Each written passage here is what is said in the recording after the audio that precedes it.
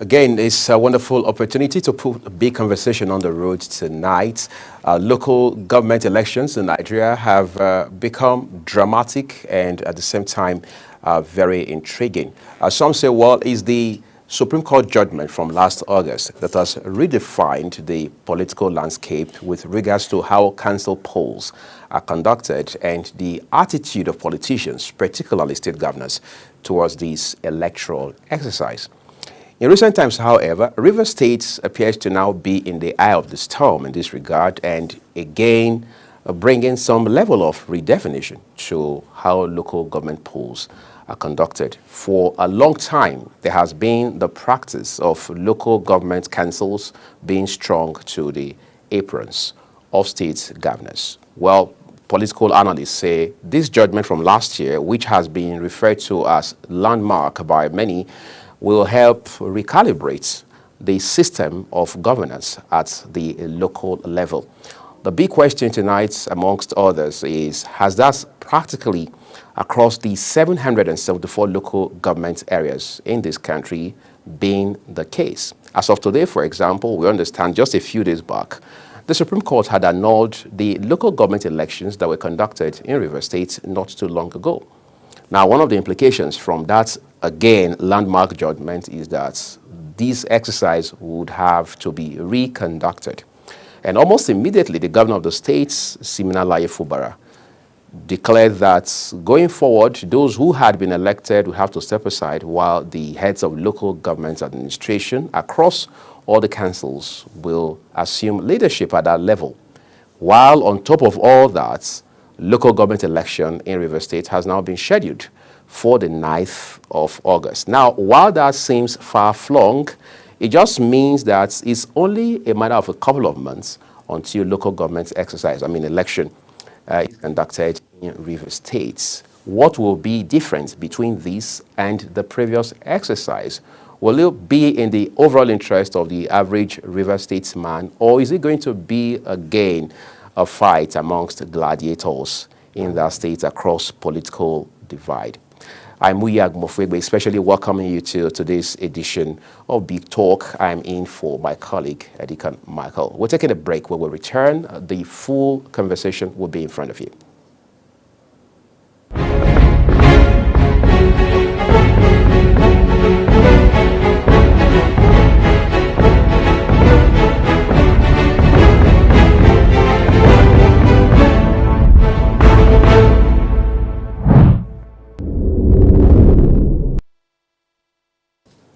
Tonight, my guest is someone who has sizable experience under his belt when it comes to election monitoring and observation in this regard. James Ugochukwu is an election analyst and good governance advocate, doubling as General Secretary, West Africa Council Civil Society Forum, WACSOF. James, again, thank you for coming on the program tonight. Yeah, thank you very much. It's West African Civil Society Forum, actually. Oh, West African Civil Society Forum.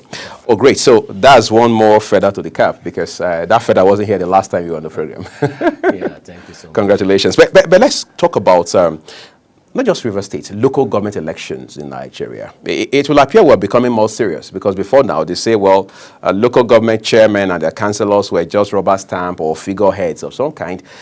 Are we trying to raise the bar a little with all of this drama we see notwithstanding? Well, if you look at the whole scenario, you know, last time when we were here, we were talking about the manner which local government leaders are being emerging in different states. And the question we keep posing is, why is it that the ruling party in a particular state will win the whole local government elections in the state? And that still goes to tell you that, yes, we might be thinking that the local government are getting autonomous, but at the same time, we can still see clearly that they are still under the apron of the state governor, as you said, because the question you're asking yourself is that this is a multi-party democracy. How comes in any particular state a particular political party will sweep all the local government seats? So we are still not where we are, but at least the Supreme Court pronouncement that there is local government autonomy is now giving the opposition party now the leeway to start looking at what went wrong during any election and picking such hold to pursue their case, which I think is a step in the right direction. Yes, that step in the right direction is one very important, if you like, a mark of progress that we've made in terms of our political evolution. But how do we explain that even after this judgment from last year by the Supreme Court, we still have a handful of situations where local government elections were conducted in a couple of states and certain opposition parties said they were going to boycott the election, that they were not going to participate in the exercise. And that was exactly what they did. Is it not supposed to be an inclusive kind of process? I think my view on that is the system is still going through a transition. Going through a transition in the sense that most of these states, when you go there, what we have is basically a one-party system.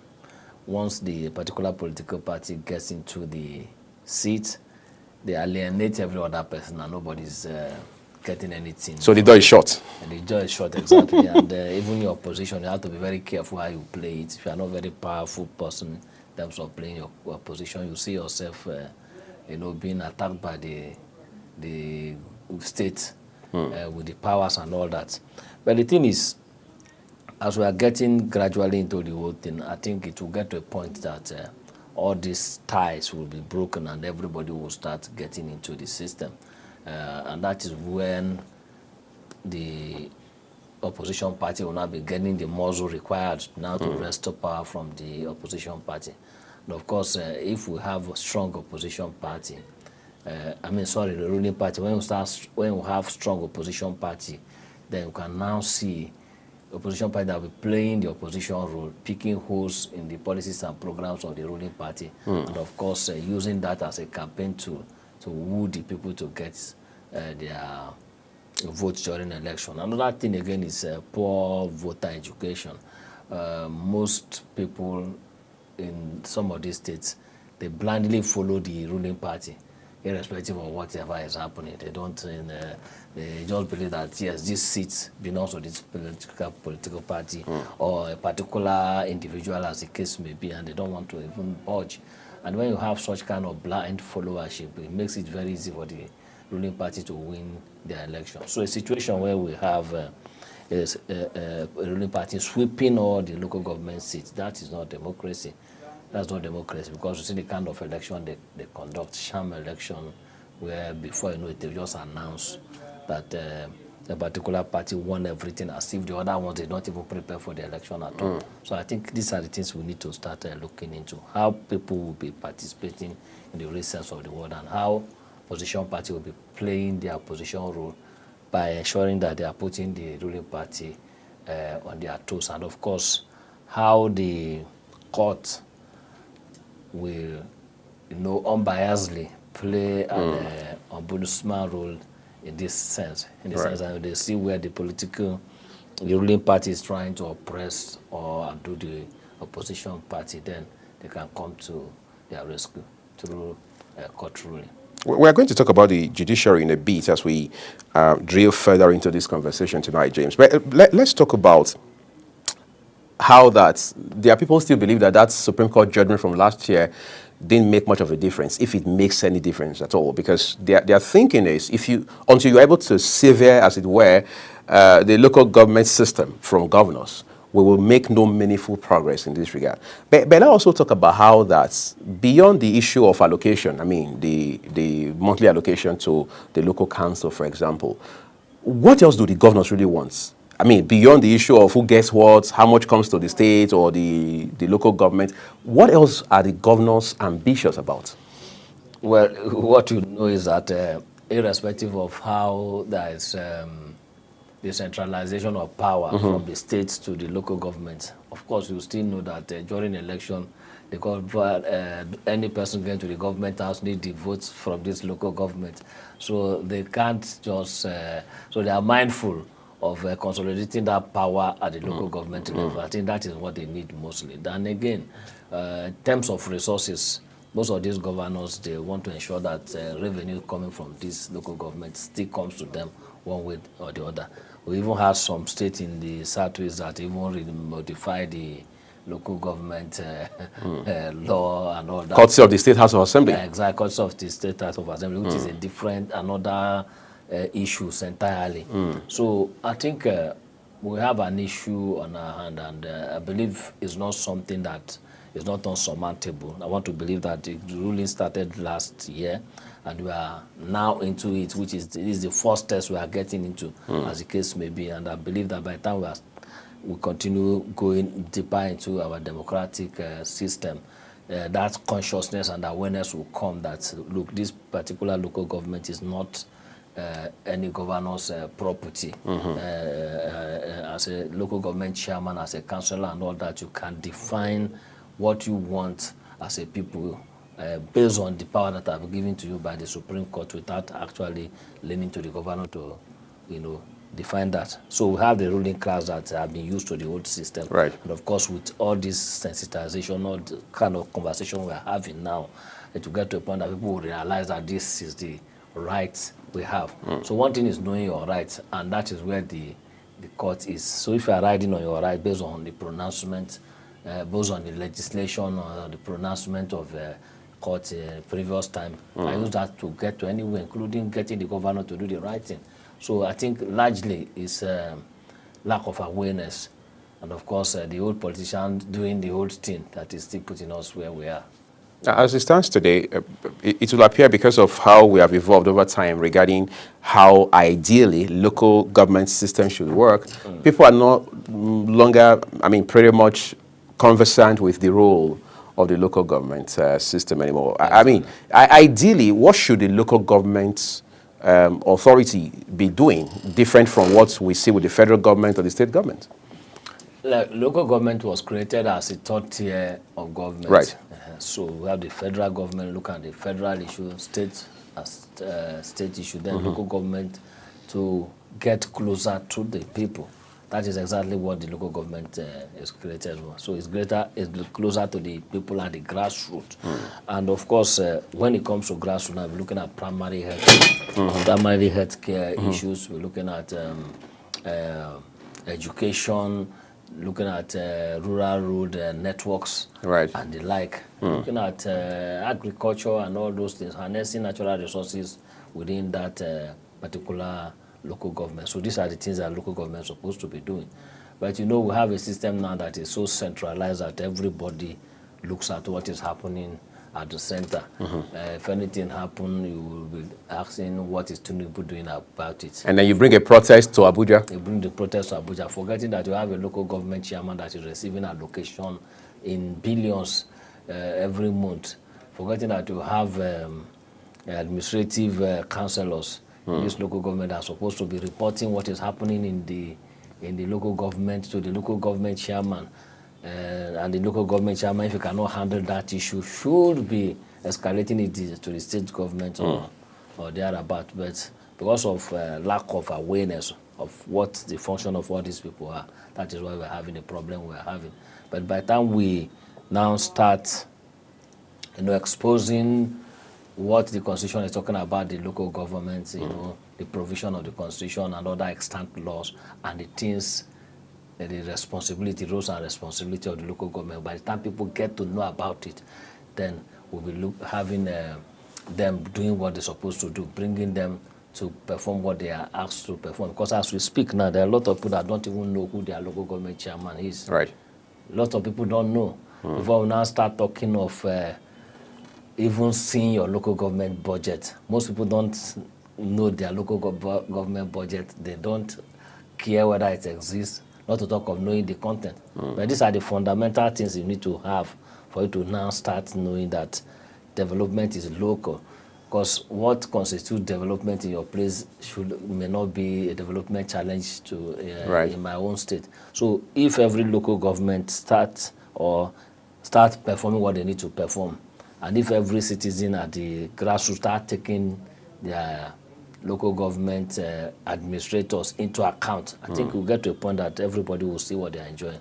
So this attention to the center is what is removing that attention from the local government administrator, and they like it that way Because when nobody is looking at what the budget is talking about, and nobody knows how much is passed in the budget, so it's very easy for the local government chairman to come and take one permanent suite in one five-star hotel in Abuja and build his own before he leaves office.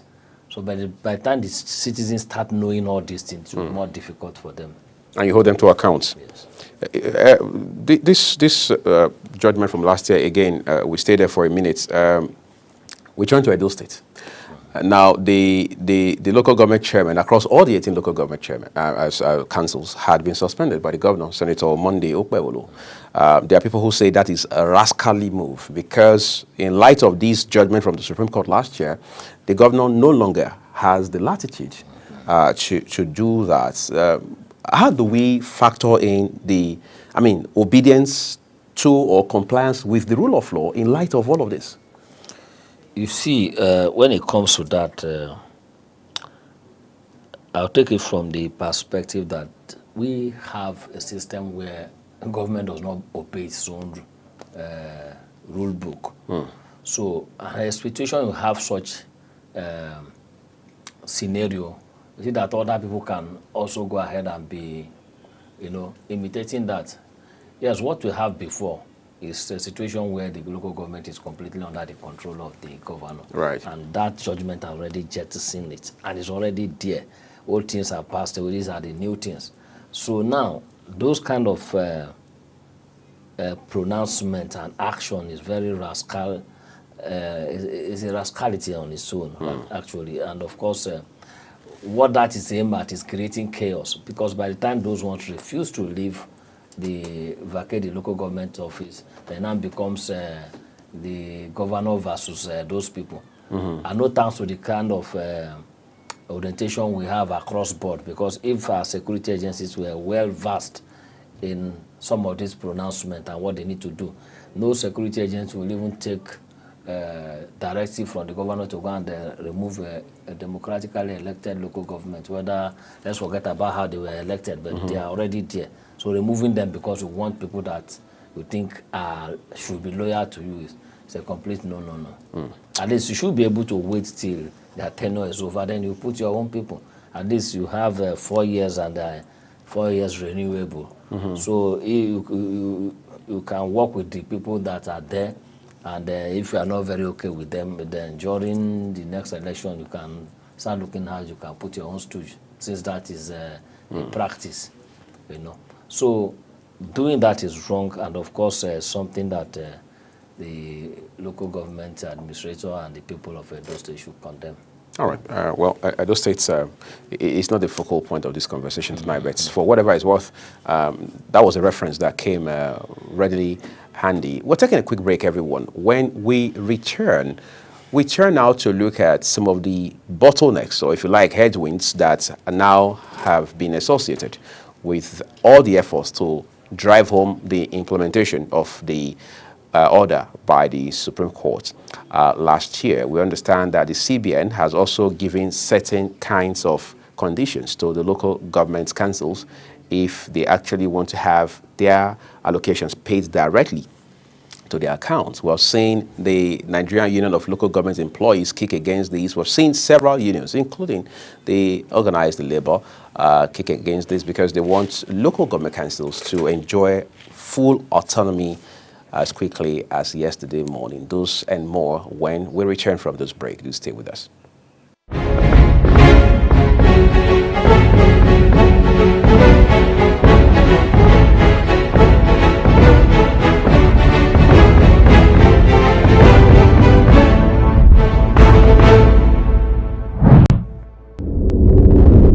Do you know that global television can be watched in Nigeria and all over the world?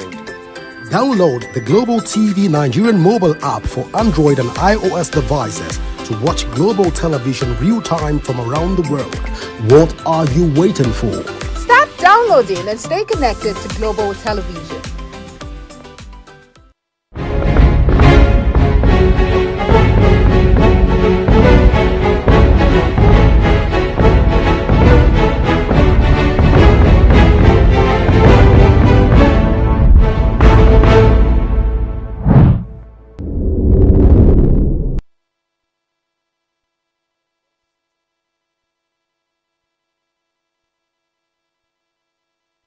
Well, thank you everyone for staying with us here on Big Talk tonight. So James, let's push this a little further. I mean, a couple of obstacles still in the way of implementing this judgment from the Supreme Court last year. Well, you can't take your eye away from the Naira and Kobo elements of this autonomy for local government councils. Now, the CBN says certain conditions must be met if the allocations meant for local government councils must be paid directly to them. Some people have said, well, how are we sure this is not again another effort to ensure that this whole progress recorded so far is truncated at some point? And we've seen diverse interests come into play in light of this. What are your thoughts as someone who has monitored this process for quite a long time? I think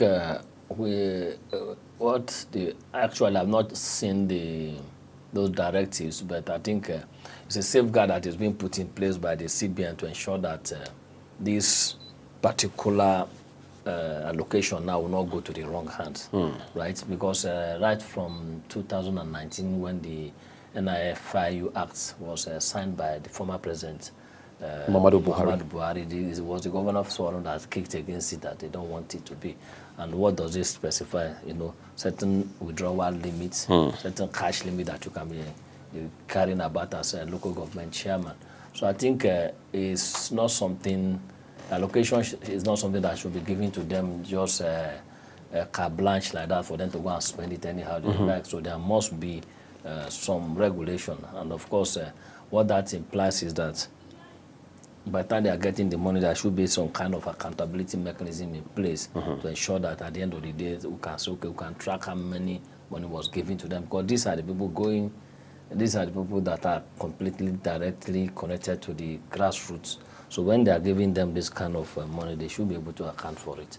So that accountability will start from that point. Because another thing you look at it is, you know, when they say he who goes to equity should come with a clean hand. So that backlash from the Nigerian Union of Journalists, Nigerian Union of Local Government Employees and all that is, we are giving us this law. How far are you complying with it as CBN and the federal government? But I think it's an impasse that can be resolved with time as we are progressing.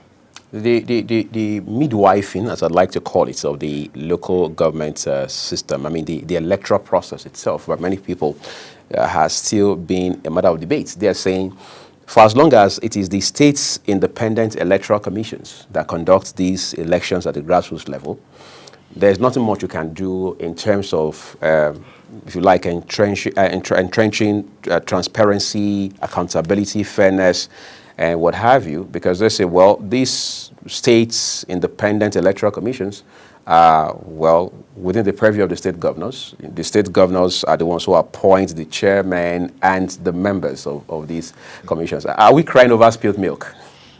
Well, the thing is that we cannot have a different law from what is existing in the national, because as we speak now, it is the president that appoints the ANEC chairman. So if the president can appoint the ANEC chairman, what moral right do we have to tell you? But that again is a subject of debates now. Exactly. So it's by the time we change it in the constitution now that the president can no longer appoint the ANEC chairman, they can now go to the state and replicate the same as subnational. But as it is now, we are just copying what we have at the national. I think it's not an excuse. Where the problem lies is poor political participation and poor electoral education. Yes. So if we have a proper political participation, I don't think who you appoint as the head of SEC has any power to change things. Because I keep telling people, election rigging, election malpractices and all that are not carried out in the main office. It's youth, men and women that carry out all those election malpractices. Why? Because they don't know better.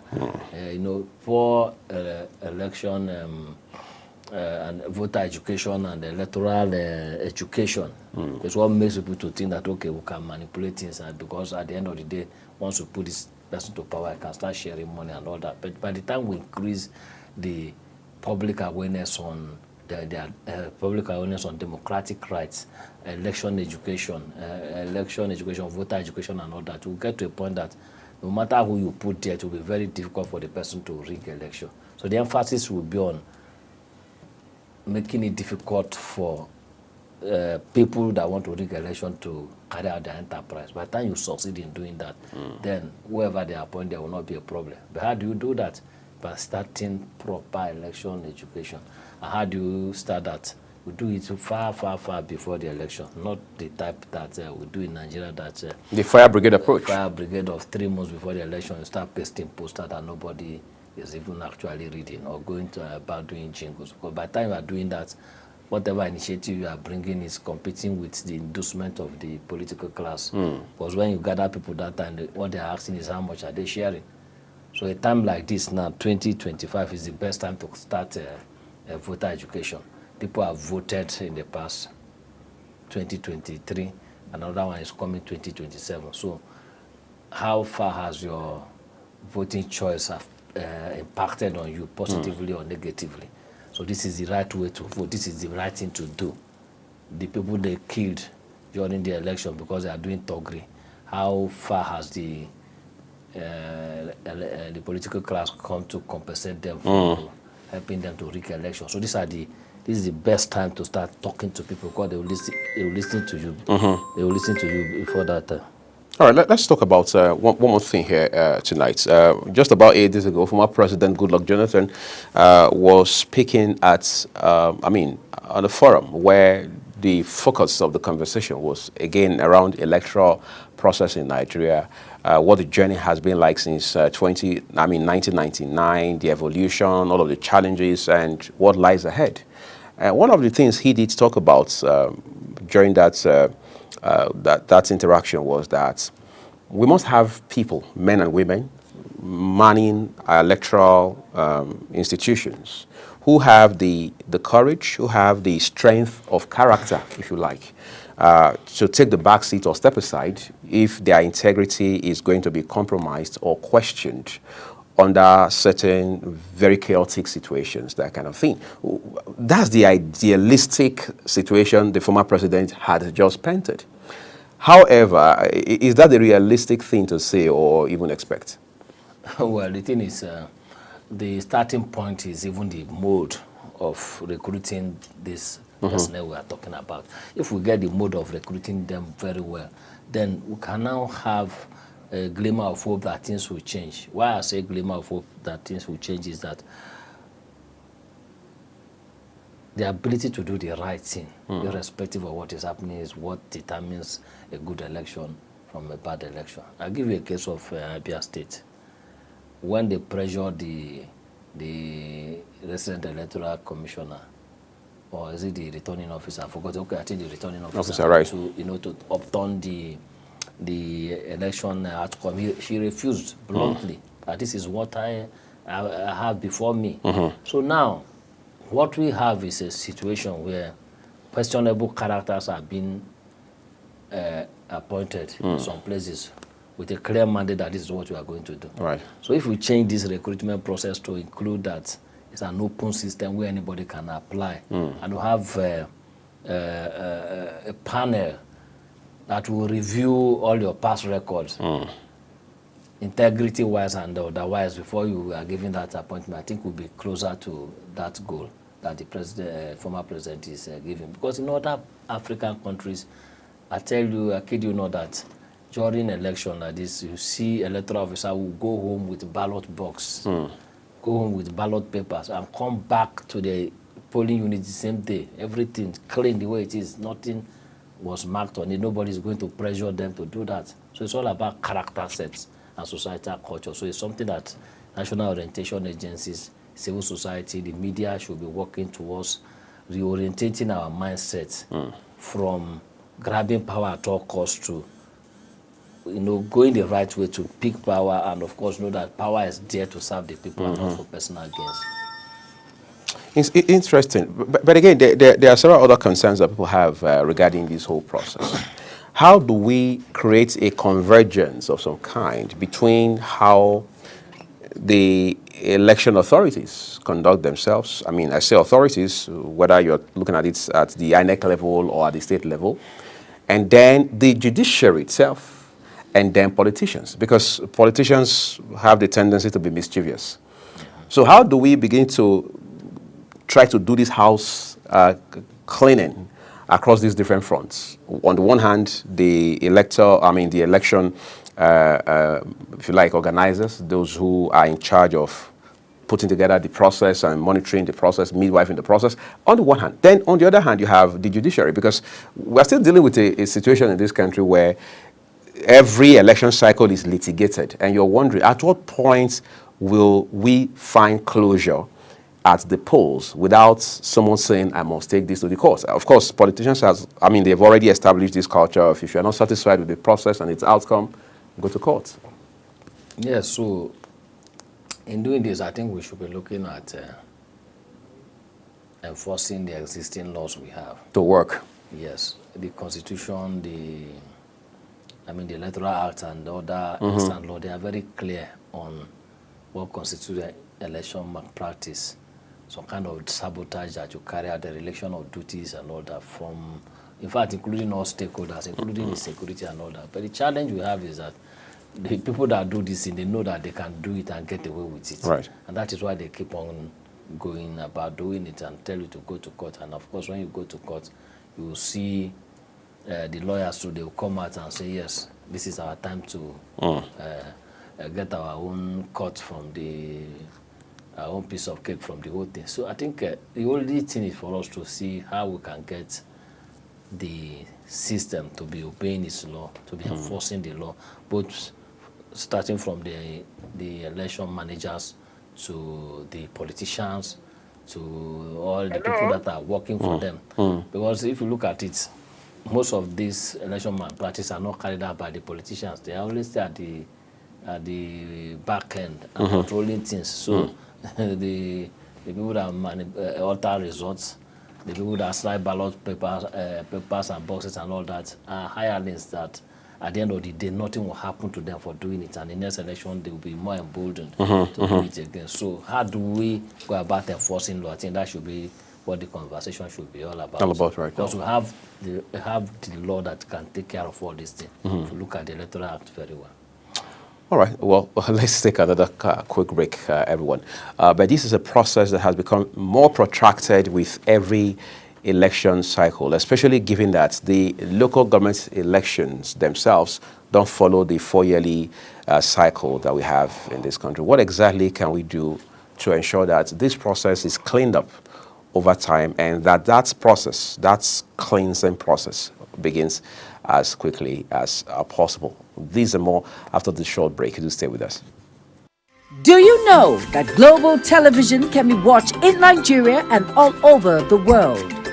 Download the Global TV Nigerian mobile app for Android and iOS devices to watch global television real-time from around the world. What are you waiting for? Start downloading and stay connected to Global Television.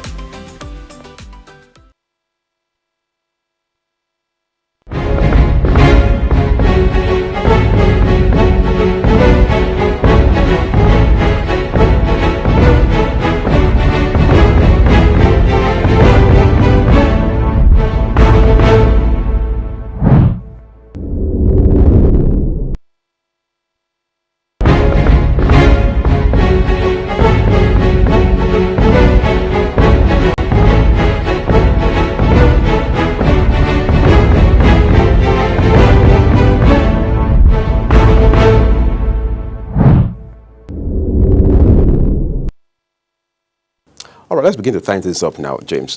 We can't talk about, we just can't keep talking about those who are in the corridors of power, whether the president, governors, or even the incumbent or serving local government chairman, and also talk about the role of the people. You see, we can always talk about, let's have education, civic education on these things, how people should make decisions, make the choice of who to vote for, how to vote, the pattern of selection, and what have you. Well, others will argue that politicians have found a very brilliant way to weaponize poverty and illiteracy and all of those elements. But what more can we do at this point from the people's standpoint? The only thing we can do about from the people's standpoint is voter education, as I've rightly said. There's nothing more you can do. And the timeliness of it matters. The timeliness is very, very important, because if you are doing it very close to the election, you are not getting any problem solved. At the end of the day, they will still come back worse than before. And that is the only way, because as it is now, and as you rightly said, the political class have weaponized poverty. So a situation whereby somebody cannot even afford to feed their family during an election, and they bring 20,000 for the person, just like we witnessed in some of the last election that they did there. Of course, they will sell their vote because they are hungry. Right. So, but if we are bringing the voter education and the electoral education at this point that no election is happening, they will sit down properly and listen to you, and you analyze the effect of their action for them. At the end of the day, I think you can start gradually, people will start learning. I believe all this thing is not going to be a sprint, it's going to be a marathon, and with time, we are definitely going to get it right.